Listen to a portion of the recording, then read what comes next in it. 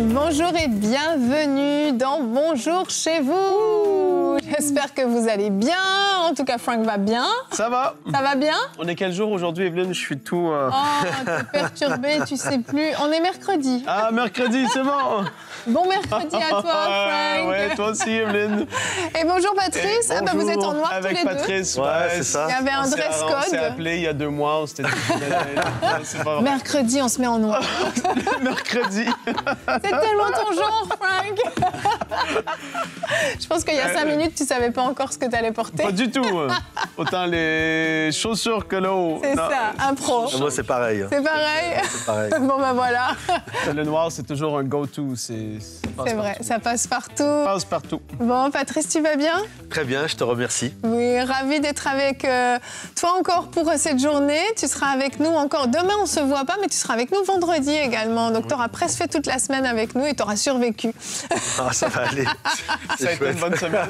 C'était une bonne semaine. Moi, je suis heureux d'être là avec vous. Plein de joie, de bonne humeur. Et en plus, on s'habille en noir. En plus, C'est un c'est bonus. génial, mais que demander de plus? Mais aujourd'hui, on ne parlera pas vêtements, non.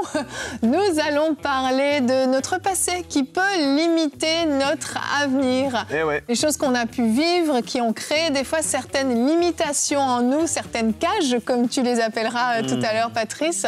Et on va tâcher de les identifier ensemble et puis surtout de voir comment on peut faire sauter ces limitations. Et donc, Patrice, tu seras notre coach de la rubrique Conseil du coach et tu vas nous dire comment, voilà, ne pas laisser cette cage nous retenir. C'est ça. Il y a des cages qui sont là, elles peuvent être émotionnelles, spirituelles. Enfin, il y a toutes sortes de cages qui sont là et qui ont tendance à vouloir nous garder en captivité. Mais c'est à la liberté que Christ nous appelle. Amen, amen. Ça, on est d'accord avec ça, à 100%. Donc, on va faire cette rubrique tout à l'heure avec toi. Et pour l'instant, Frank, on commence avec la pensée du jour.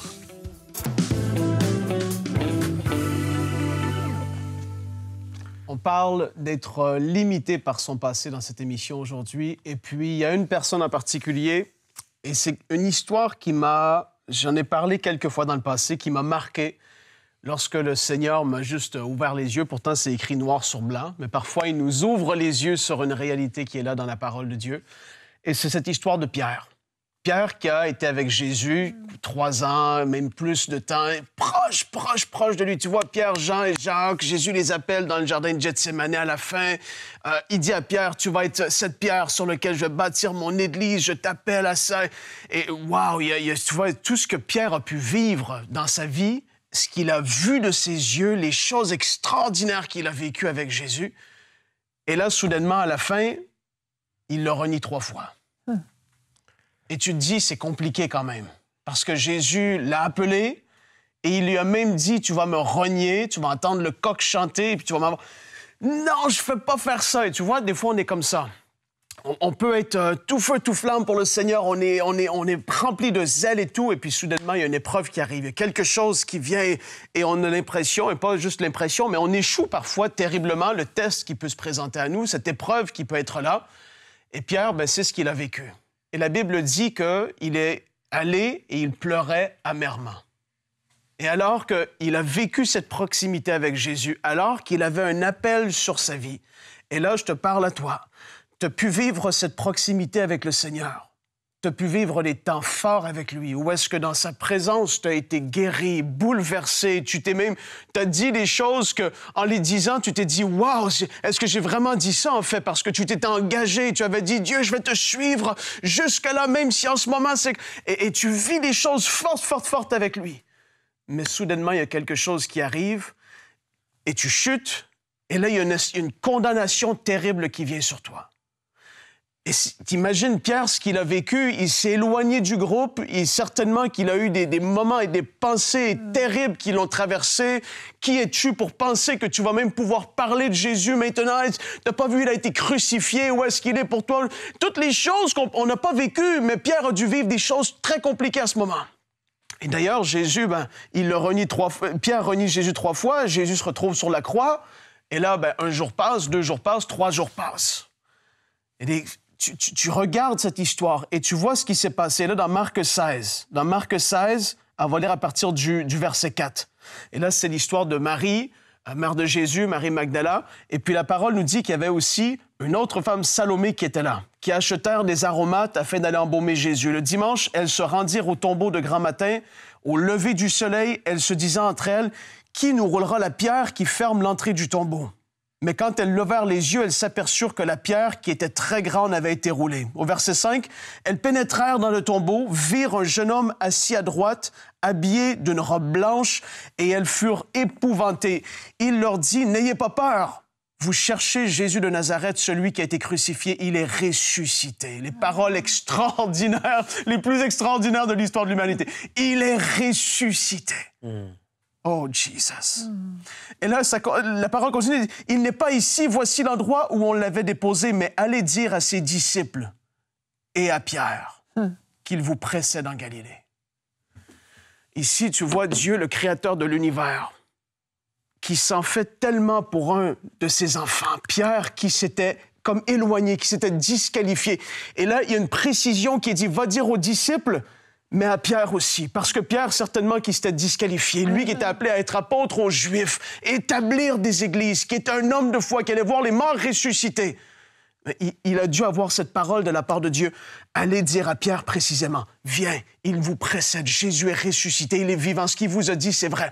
Et là, aujourd'hui, si tu t'es disqualifié, c'est pas des gentilles paroles de prédicateur, de quelqu'un qui parle, mais tu peux dire ton nom aujourd'hui, Johanna, peut-être que ton nom c'est Georges, ton nom c'est... Peu importe, Dieu ne t'a pas disqualifié et il s'en fait pour toi. S'il s'en est fait pour Pierre, il s'en fait pour toi. Ne te laisse pas ton passé ou les erreurs que tu as pu faire te disqualifier de l'appel que Dieu avait en réserve pour toi, autant pour ta famille, pour tes enfants, ton couple, à tous les niveaux. Dieu s'en fait pour toi et il veut t'utiliser d'une façon extraordinaire. Il s'en est fait pour Pierre, il s'en fait pour toi.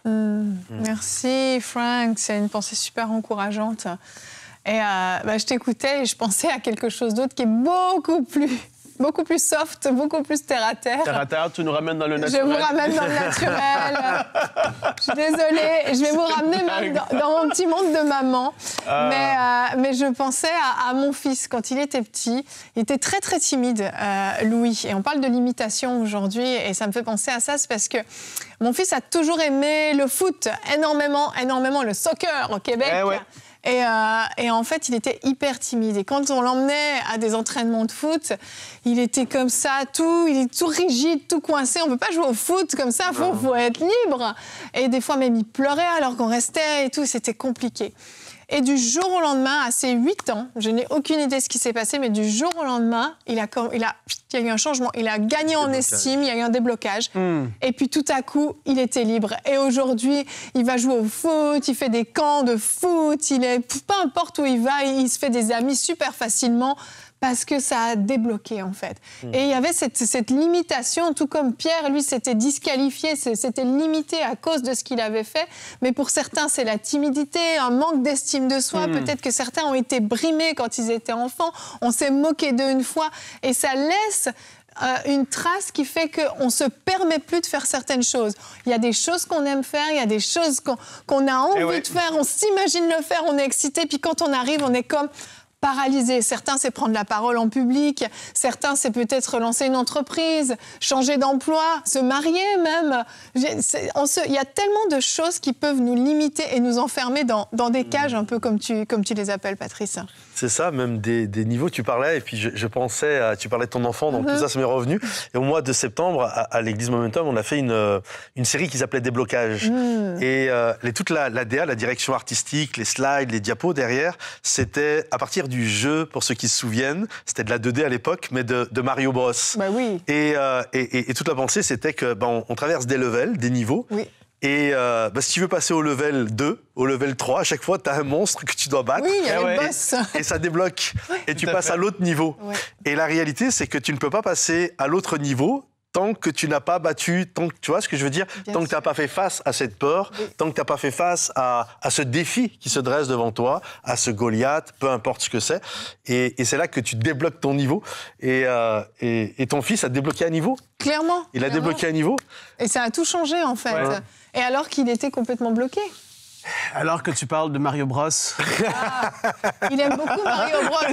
J'en ai un. Attends, il a une Nintendo. Moi, j'ai une Super Nintendo. Oui. On a encore une Super La Nintendo. Super Nintendo. Ouais, c'est ça. Et Donc on ça te a parle. Super Mario World. Et puis, je ramène ça à cette image du monstre que tu dois battre parce que mon plus jeune, Anthony, il va jouer.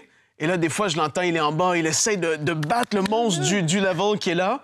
Et là, moi, j'arrive. Papa, fais-le! Et moi, je prends la manette comme ça. Et là, je commence à jouer et j'éclate le monstre. Mais des fois, tu as besoin justement de quelqu'un supérieur à toi pour t'amener à quelque part d'autre. Et le Seigneur, il est tellement bon. Et il va placer des gens sur notre chemin, comme des gens comme moi, c'est le papa qui vient, qui éclate le monstre.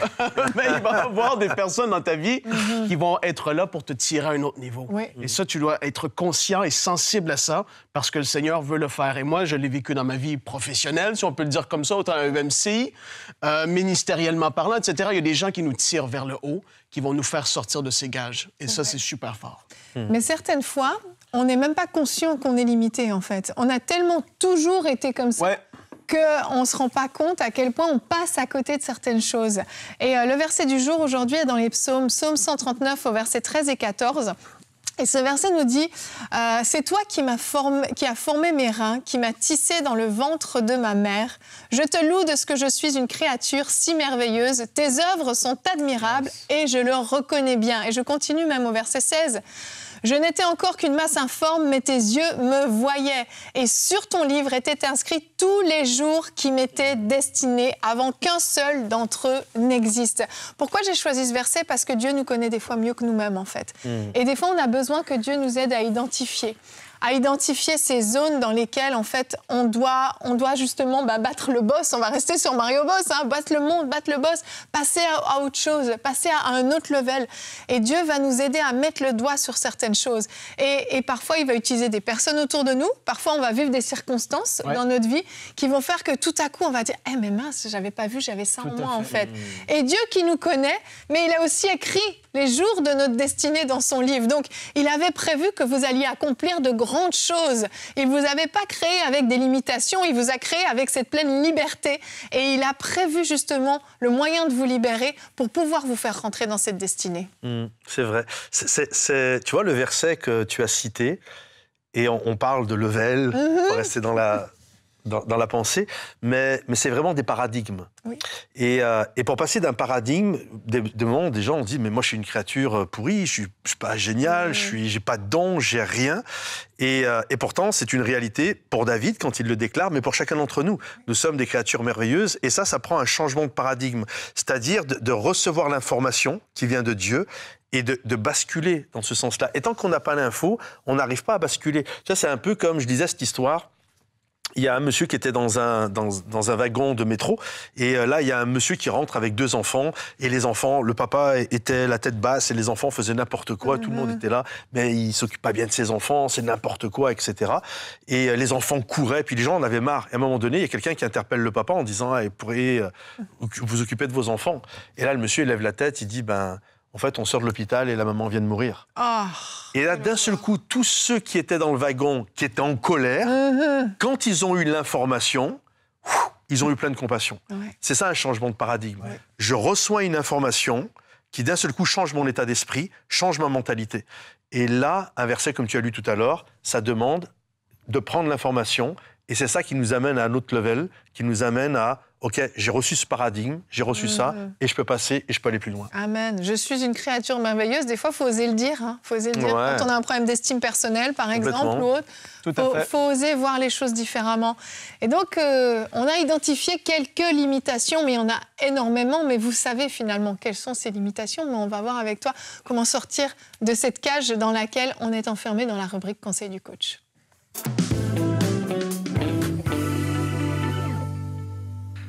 Alors aujourd'hui, j'aimerais vous apporter dans ce conseil du coach vraiment de ne pas laisser ta cage te retenir. Il y a toutes sortes de cages qui sont là et qui parfois nous retiennent. Il y a quelques temps en arrière, 6-7 mois de ça en arrière, j'ai fait un voyage extraordinaire, magnifique. J'ai eu le privilège d'aller au Kenya. Et plus exactement, j'ai été à Masai Mara, là où c'est qu'il y a la savane avec les lions qui sont en liberté. Et moi, comme un bon Français, comme un bon occidental, moi, quand je voyais un lion, il était toujours dans une cage. Ah oui, tu vois, au zoo. Et c'est ça, il est au zoo. Et là, c'était la première fois que j'allais vraiment dans la maison des animaux. C'était vraiment, j'allais dans la maison vraiment du roi lion. Et c'était la savane à perte de vue. Et c'est vraiment différent de voir les animaux dans leur vraie nature, parce que tu les vois dans leur état sauvage et non pas dans un état en cage. Et je crois que Dieu nous a appelés littéralement à vivre dans la liberté. Amen. Et c'est une chose d'être un lion en cage, c'est autre chose d'être un lion qui vit dans la liberté. Il y a 3-4 mois en arrière, j'ai vu des stories passer, des réels passer sur Insta, sur un lion qui s'est échappé du zoo de Milan et qui se baladait dans les rues de Milan. Et là, les mêmes qui sont quand il est en cage et qui rigolent avec le lion, qui s'amusent, etc. Là, ils sont tous cachés chez eux. Parce qu'un lion en liberté, c'est sauvage. C'est pas... Et je crois que Dieu nous appelle à être sauvages. Je crois que Dieu nous appelle à être de ces lions, à être de ces lionnes qui vont aller et vivre vraiment dans l'état dans lequel Dieu nous a créés. Dieu nous a pas créés pour une cage. Dieu nous a créés pour la liberté. Il nous a pas créés pour la captivité. Il nous a créés pour qu'on vive de manière littéralement, que nous puissions vivre littéralement de manière sauvage. Et je crois que la liberté, c'est une chose d'être sauvé et d'être un enfant de Dieu et de devenir libre, mais c'est autre chose que vraiment de s'approprier justement ce paradigme de la liberté et de vivre aligné sur cette liberté. Parce que la liberté, c'est pas quelque chose de simple à vivre. On le voit par exemple avec le peuple hébreu, lorsqu'ils sont sortis, après 400 ans d'esclavage, ils avaient une mentalité d'esclave. Et c'est une chose de sortir de la prison, c'en est une autre de développer une mentalité d'homme libre, de femme libre. Oui. Et on le voit, ils ont continué à avoir cette mentalité d'esclave. C'est pas facile d'apprendre à vivre la liberté. C'est facile de sortir d'une cage, c'est facile de sortir, c'est comme un prisonnier qui a fait 30 ans, 40 ans de prison, et le jour où il sort, d'ailleurs on le sait, il y en a plein qui soit vont se suicider malheureusement, ou soit qui vont commettre un autre délit pour qu'on les ramène dans la cage. Parce qu'ils n'arrivent pas à vivre dans la liberté. Ce n'est pas parce que la porte s'est ouverte qu'ils sont en liberté, qu'ils arrivent à vivre cette liberté. Et donc beaucoup ont tendance à retourner justement, malheureusement, dans cette cage. Et on a tous une cage ici, comme je disais tout à l'heure, elle peut être émotionnelle, elle peut être spirituelle, elle peut être morale. Et on a tous cette cage, malheureusement. David a dit ceci, « Je suis né dans l'iniquité et ma mère m'a conçu dans le péché. » Et on voit David qui se pose littéralement cette question. Et on a envie de vivre cette liberté. On le sait au fond de nous. Il y a un cri, il y a un rugissement d'un lion qui est là. Mais c'est comme tout me rappelle que non, je suis quelqu'un de captif. Oui. Et de moment, on est ce lion qui tourne dans la cage, on s'approche des barreaux, et là, on est là, on rugit, on retourne un peu plus loin, on revient devant les barreaux. On voit au loin, on voit la liberté, on voit tout ce que Christ nous appelle, et on est là, on rugit, quoi. Et parce que c'est la réalité, Dieu nous a appelés à la liberté, il nous a pas appelés à la captivité. Et je crois qu'une des choses qui est importante, c'est de refuser, parce qu'une des choses qui nous maintient dans la cage, c'est d'accepter ce que les gens disent de nous et les étiquettes qu'ils nous donnent. Oui. Je crois que ce qui est important, c'est ce que Dieu dit de nous, et non pas ce que les gens disent de nous. Et parfois, on se retrouve dans des étiquettes, et qu'on voit dans la parole de Dieu, c'est vraiment parlant. C'est un homme, quand il est né, on lui a donné un nom assez particulier quand même, on l'appelait Jacob. Ça veut dire le trompeur, l'usurpateur. Et lorsqu'il est né, on l'appelait comme ça. Je ne sais pas si vous imaginez, toute ta vie, on t'appelle comme ça. Trompeur, viens là, trompeur, t'as mangé ta soupe, trompeur, c'est l'heure d'aller te coucher. Et il y a cette réalité, c'est comme des prophéties de mort qu'il y a sur nous, et on finit par les accomplir. On finit par être ce que les gens disent de nous parce qu'on fait foi. Justement, c'est une croyance limitante. On fait foi dans ce que les gens déclarent à notre sujet. Et Jacob a vécu il a vécu un électrochoc quelque part dans son histoire. Il s'est retrouvé devant plus trompeur que lui. Le trompeur s'est fait tromper et le trompeur a été fatigué. En fait, ses parents vont l'envoyer chez l'oncle, chez le tonton, qui s'appelle Laban. Et vraiment, l'histoire, elle est super intéressante. J'ai pas le temps de tout développer, mais c'est vraiment extraordinaire ce qui prend place. C'est que Laban, en fait, c'est dans la famille des trompeurs, je veux le tonton. C'est exactement ça. C'est vraiment ça. Jeu des familles. C'est ça. Et en fait, Laban, c'était le devenir de Jacob. Ouais. Et Laban même a donné toute une leçon à Jacob. Hein.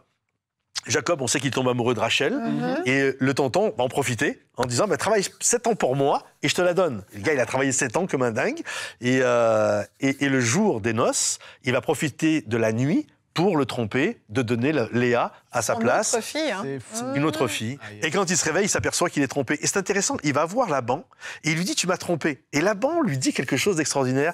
Il n'est pas coutume dans notre famille que le cadet prenne la place de l'aîné. Et c'est exactement ce que Jacob avait fait. Avec son frère. Il a profité de la nuit, c'est-à-dire la cécité de son père Isaac, pour prendre la place de l'aîné. Ouais. Et Laban lui rappelle. Et Laban, c'était comme un électrochoc. Et on sait que derrière, il n'a pas arrêté de le tromper. D'ailleurs, il va se plaindre. À un moment donné, il va dire à ces 2 femmes, du coup, Rachel et Léa, il veut partir de là parce qu'il en a marre d'être trompé. Il va dire, votre père s'est joué de moi, il n'arrête pas de se jouer de moi. Oui. Et en fait, le trompeur est fatigué d'être trompé. Et il dit, ça ne peut pas durer cette histoire, j'en ai marre, je suis fatigué, je suis usé. Et là, ils vont partir.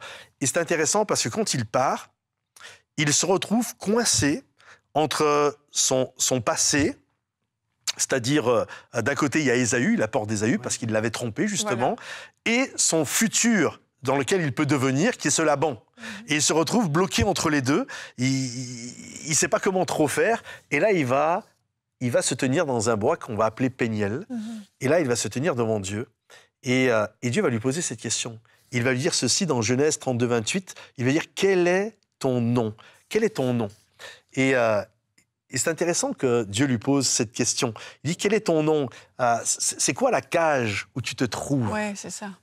Dans quelle zone tu te trouves, tu vois ? C'est quoi ton nom ? Dis-moi comment tu t'appelles. Dis-moi quelle est ta cage. Dis-moi comment les gens te voient. Dis-moi ce qui t'a emprisonné littéralement dans ta vie. Et il va lui dire, qui es-tu ? Et là, Jacob va dire, mon nom est Jacob. Mon nom, littéralement, ça veut dire mon nom est le trompeur. C'est ma cage. Et là, je suis coincé, j'ai peur, il y a mon frère qui est devant, qui veut certainement me tuer. J'ai mon futur, j'ai mon miroir qui est devant moi, et je veux pas devenir ça. Je veux pas devenir ce gars-là, moi. C'est pas ça, ma vie. Je veux pas finir comme ce gars-là. Moi, je suis appelé à d'autres choses dans ma vie. Et donc, il y a tout ce combat qui est là, toute cette étiquette, finalement, qui le maintient dans sa cage.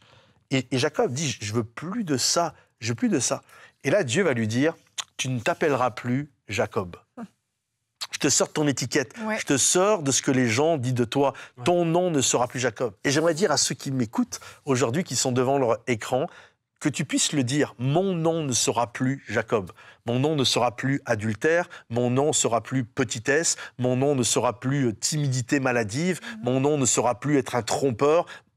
Vous comprenez ? Mon nom ne sera plus ça. Oui. Quel est le nom que Dieu dit de toi ? Qu'est-ce que Dieu dit de toi ? C'est ça qui est important. C'est pas comment les gens t'ont appelé, et même les actions que tu as faites. C'est qu'est-ce que Dieu dit de toi ? Ton nom ne sera plus Jacob. Ton nom, littéralement, ne sera plus le trompeur. Et il est dit ceci, Jacob nomma ce lieu Péniel, la face de Dieu, car, dit-il, j'ai vu Dieu face à face, et j'ai eu la vie sauve. Quand il eut passé le gué de Péniel, le soleil se leva, Jacob boitait de la hanche. Et ce qui me touche là-dedans, c'est qu'il est dit, le soleil se leva. Ouais. En fait, quand on franchit cette étape, quand on lutte avec Dieu, pas contre Dieu, hein, il a lutté avec Dieu, certainement contre sa vieille nature, contre ce qui le retenait. Nous, souvent, on pense que c'est Jacob qui se bat contre Dieu, mais il lutta avec Dieu. Et il lutta contre qui ? Contre qui il était autrefois ? Contre ce Jacob, contre cette cage. Et c'est là où Dieu va le sortir, et il va dire, ton nom ne sera plus ça. Et là, un nouveau jour s'est levé, le soleil, littéralement, se leva, et une nouvelle vie a commencé pour lui. Et je crois que la liberté, quand même, ça c'est quelque chose faut aller la chercher. Oui. C'est une chose d'être sauvé, c'est une autre chose, on peut juste être sauvé puis dire, c'est cool, c'est comme ça, c'est génial, mais c'est autre chose de développer la mentalité d'un homme libre, d'une femme libre. Et je crois que pour réussir à avancer dans la vie, il y a des choses que l'on doit quitter. Jacob a dû quitter des choses. Jacob a dû quitter la maison de Laban. Et il y a des choses, quand on veut devenir un homme libre, on veut devenir une femme libre, je crois qu'il y a des choses que l'on doit quitter. On doit quitter la cage. On doit quitter cette cage, même si on ne connaît pas, on ne sait pas trop de quoi le futur est fait. Je vais quitter cette cage qui me tient captif et je vais aller dans ce que Dieu a prévu pour moi. Et je crois que si rien n'est tenté, et il y en a plein, j'en suis sûr, vous m'écoutez, c'est ça, si tu ne tentes rien, il n'y a rien qui va changer. C'est ça. À un moment donné, il va falloir abandonner des choses.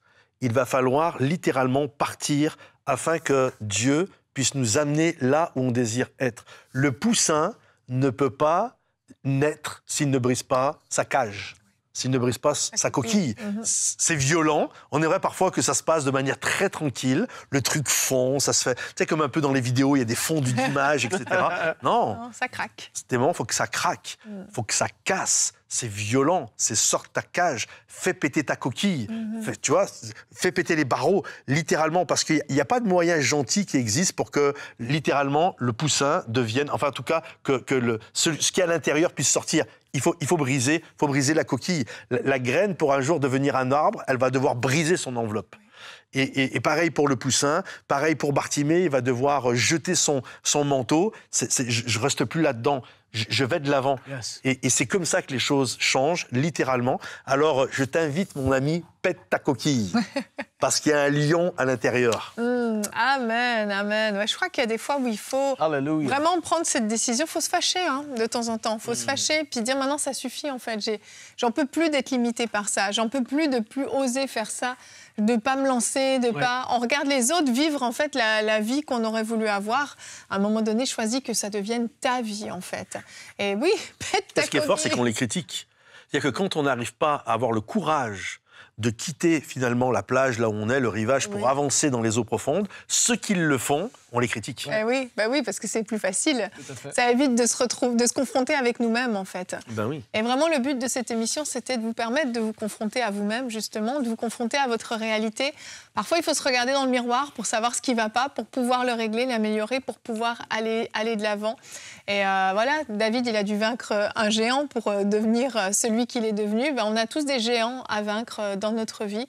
Et cette image de Jacob est très, très parlante. Et le fait que Dieu l'ait renommé, c'est pas rien, c'est pas rien. Il lui a vraiment, enlevé son étiquette, il lui a arraché l'étiquette pour lui en mettre une nouvelle.